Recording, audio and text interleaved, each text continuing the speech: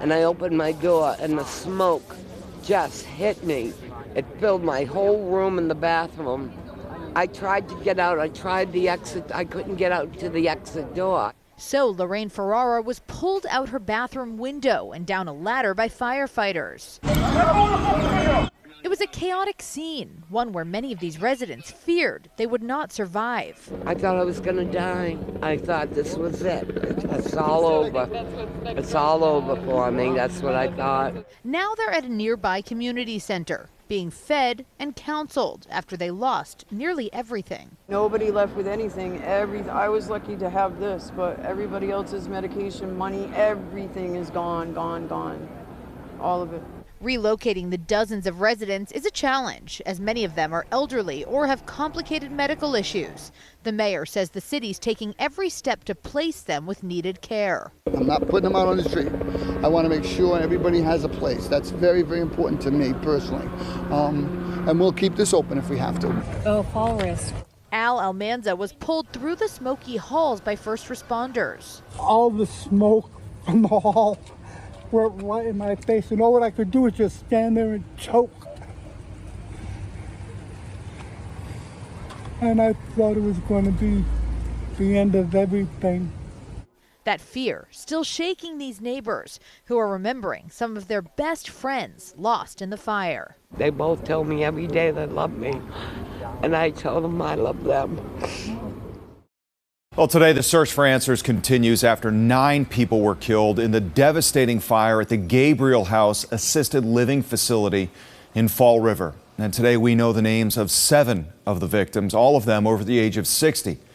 Firefighters say their age and limited mobility may have made them particularly vulnerable. Thank you for joining us. I'm Chris Tanaka. We are expecting an update from the Fall River Fire Chief this afternoon at 1 o'clock. We'll bring that to you live on our stream. Meanwhile, there are questions about firefighter staffing and the building's inspection history. The WBZI team's been working to get answers. WBZ's Jordan Jagalinzer is in Fall River, hearing from survivors and the families of victims. The building has now been completely cleared out and boarded up. People have been stopping by all morning to drop off flowers here at the Gabriel House. Firefighters say the biggest challenge for them was all the smoke, and today we're learning that some residents are reporting they never heard the alarms go off inside. She didn't hear any smoke detectors. That's the one thing, the common thing I heard when I was talking to all the people yesterday. Families and surviving residents picking up the pieces today after the Gabriel House of Fall River's devastating fire Sunday night. All the smoke from the hall were right in my face, and all what I could do was just stand there and choke. 9 people lost their lives and 30 more were transported to area hospitals with varying injuries. Bill Burlow of Swansea telling WBZ his sister Teresa survived the tragedy and is now at a shelter. Teresa Burlow's medication was lost in the fire along with her belongings, and now he's worried for his sister's health. My sister doesn't have her medication, so we're waiting for the insurance company to okay that prescription to be filled. My sister needs her medicine. She didn't have any medicine yesterday. Another concern, according to the International Firefighters Union, was understaffing at the city's fire department. Had they been staffed properly up to national standards, there would have been 8 more firefighters effecting rescues here last night. The association's general president calling on Fall River Mayor Paul Coogan to increase the amount of firefighters in the city, but the mayor says he's not responsible for the department's staffing. We staff to the number the chief gives us. I don't set the number. I don't know enough about fire department staffing. For families with displaced residents, they're just grateful their loved ones are alive. I'm glad I have my sister, and I'm sorry for the people that died. One of her friends, Kim, died, and she's pretty upset about that. Bill did tell me that his sister just received a little medication, so that will hold her over for now. Residents do tell us that the sprinkler system inside was working. State and local fire officials are still trying to figure out the cause. In Fall River, Jordan Jagalinzer, WBZ News. Well, Lisa, it would be hard to overstate how devastating this entire ordeal was. If you look at the structure tonight, you can see it remains intact here. Really, it's just boarded up there. The damage mostly on the inside when the smoke filled the hallways there. As you mentioned, a lot of the people who lived here had mobility issues. Some couldn't walk on their own, so getting out was a struggle. I thought I was dead. I really thought I was going to meet my maker. I did think that. In some ways, the reality of what's happened is just setting in. The Gabriel House of Fall River catching fire Sunday night just as its residents were getting ready for bed.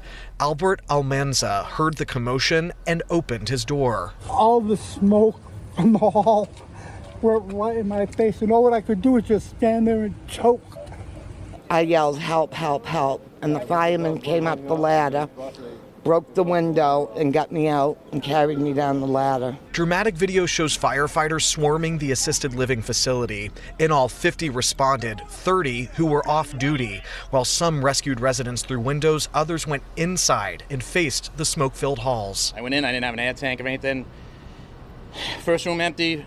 Second door I kicked in, body. Next room empty, next room body. 9 people died in this fire. The oldest, 86-year-old Eleanor Willett, her son getting the call just before midnight. I'm very religious, yeah, and but very outgoing. Me, I'm all right now. I don't know what it's going to be like later, like maybe when it all sinks in. And then there was 78-year-old Richard Roshan, family of the Vietnam veteran, left shattered. I had my breakdown, but right now I'm just trying to be strong for her because that was her brother.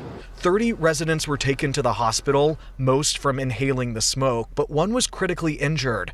Family of Brenda Hurley tell us the great-grandmother suffered burns to 50% of her body. Heartbreaking because me and my mother don't know what's going on. I'm hoping she makes it through. Governor Maura Healey met with survivors and praised the work of first responders. Yeah, it's devastating. And I just think through what these people went through. By dusk Monday, the site of such horror looked like this. Boarded up windows and doors, the place wrapped in caution tape. Residents say they lost everything: clothes, money, medication. Many of them lost their friends.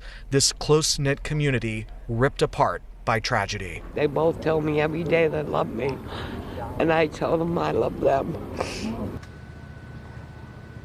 5 firefighters were injured in this tonight. All of them are out of the hospital. Residents tell us they saw the sprinkler system turn on through this, but tonight it's unclear how it all started. The state fire marshal is investigating. We're live in Fall River. Brandon Truitt, WBZ News. Brandon, thank you. After a tragedy like this, it's not uncommon to scrutinize what went wrong and how it might have been prevented. The firefighters union says the Fall River Fire Department was understaffed. Had they been staffed properly up to national standards, there would have been 8 more firefighters effecting rescues here last night. There's no doubt that would have made a difference in the amount of people that we lost to this terrible fire last night. The union's general president called on Fall River's mayor to add firefighters, but the mayor insists it wasn't his decision. As far as staffing with the fire department, we staff to the number the chief gives us. I don't set the number. I don't know enough about fire department staffing. I can't figure out how they work those shifts, so I don't know enough about it. But he asked for a number, we gave it to him. The National Fire Protection Association recommends 4 firefighters per company.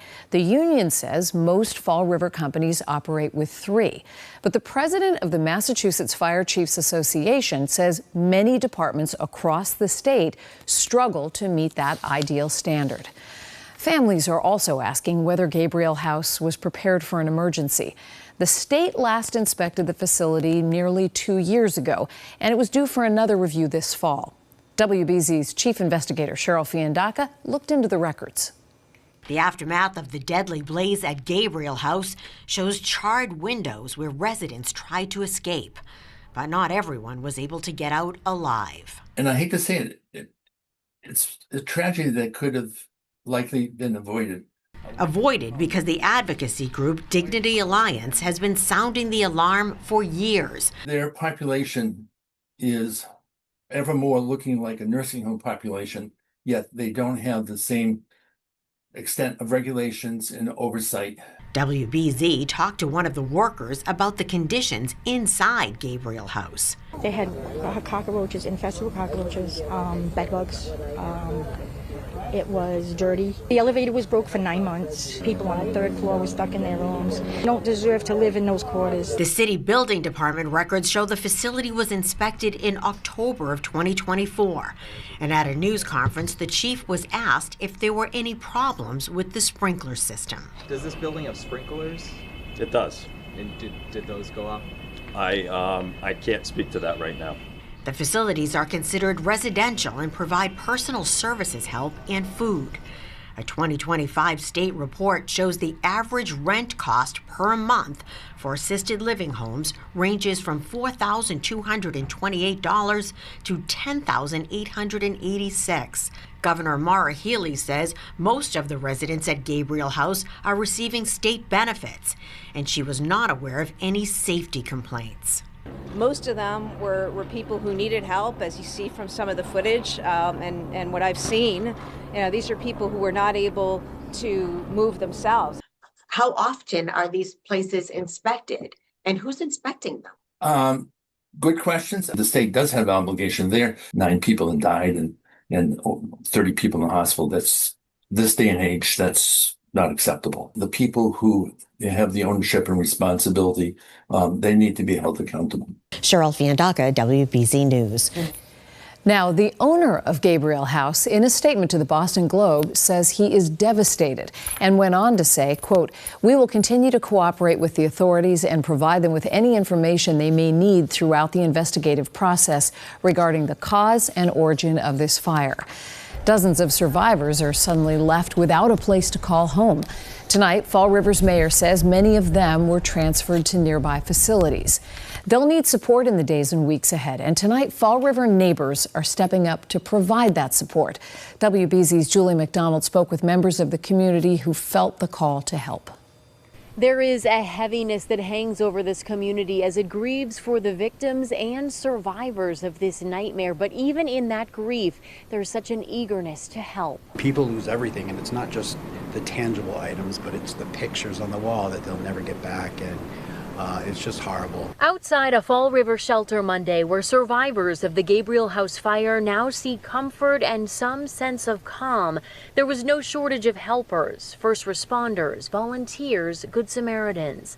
Some carried essential supplies, others stood by, simply offering their caring company. We don't have the best reputation here in Fall River, but when something happens to our own, we rally and we support that person. So we've done it time and time again, and this is on a grander scale, but we'll get it done for sure. All across the city, organizers are springing into action, ready to wrap their arms around these survivors. Strangers, but neighbors just the same. This kind of need has been Sharon Furtado's mission for many years. I know people love to help by giving clothes and things like that, but these people don't need that right now. They really need monetary donations. I started a GoFundMe page about 4.5 hours ago. We've already raised over $19,000. The Firefighters' Wives Association is working closely with Christopher's, the cafe, completely redirecting their focus on fundraising and resources to last the long road to recovery. Yeah, we're going to do what we can to help all these families. The best we can. It's like you can't get their lives back, but we can do what we can. If you're local, you can drop off money donations to Christopher's on South Main Street, or gift cards and checks can be mailed to the Firefighters' Wives Association. We'll have those details on our website, WBZ.com. In Fall River, I'm Julie McDonald, WBZ News.